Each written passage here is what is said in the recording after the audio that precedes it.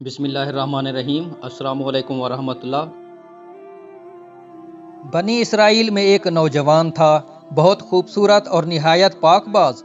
وہ نوجوان ٹوپیاں اور ٹوکریاں بنا کر بیچتا تھا۔ ایک دن بازار میں ٹوپیاں بیچتے بیچتے بادشاہ کے محل کی طرف نکل پڑا۔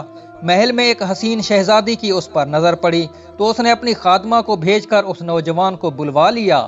نوجوان نے سمجھا کہ شاید شہزادی صاحبہ نے کچھ خریدنا ہے۔ وہ خادمہ کے ساتھ محل میں داخل ہوا تو خادمہ دروازہ بند کر کے باہر چلی گئی اور شہزادی برہنہ حالت میں سامنے آ گئی اور بولی، اے حسین جوان، میرے قریب آ اور میری خواہش پوری کرو۔ نوجوان نے کہا، اے شہزادی، اس رب سے ڈر جو بڑا بے نیاز ہے۔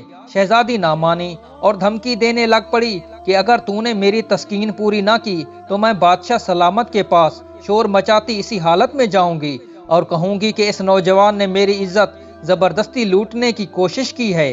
اب نوجوان بڑا پریشان ہوا اور کچھ سوچ کر بولا، اچھا مجھے نہانے کی اجازت دی جائے تاکہ میں صاف ستھرا ہو جاؤں۔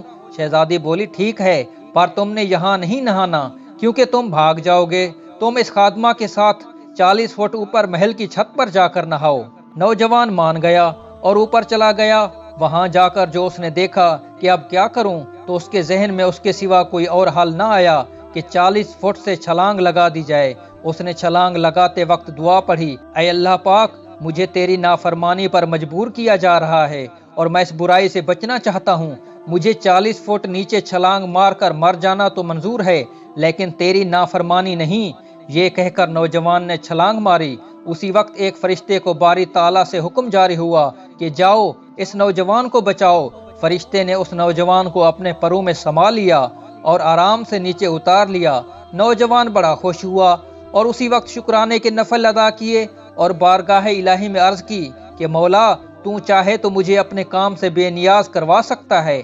اے رب، مجھے تو کچھ عنایت کر تاکہ میں آرام سے بیٹھ کر کھا بھی سکوں اور تیری عبادت بھی کر سکوں۔ اس کی درخواست قبول ہوئی اور وہی فرشتہ جس نے اس کو بچایا، اس نے ایک سونے سے بھری بوری لا دی۔ عظیم نوجوان نے پھر سجدہ شکر ادا کیا اور بولا، اے میرے پروردگار، یہ جو سونا اسی رزق کا حصہ ہے جو مجھے دنیا میں ملنا تھا، تو اس میں برکت فرما، اور اگر یہ اس کا اجر ہے جو مجھے آخرت میں ملنا ہے تو اس کی وجہ سے میرے آخرت کے اجر میں کمی ہوگی تو مجھے یہ دولت نہیں چاہیے۔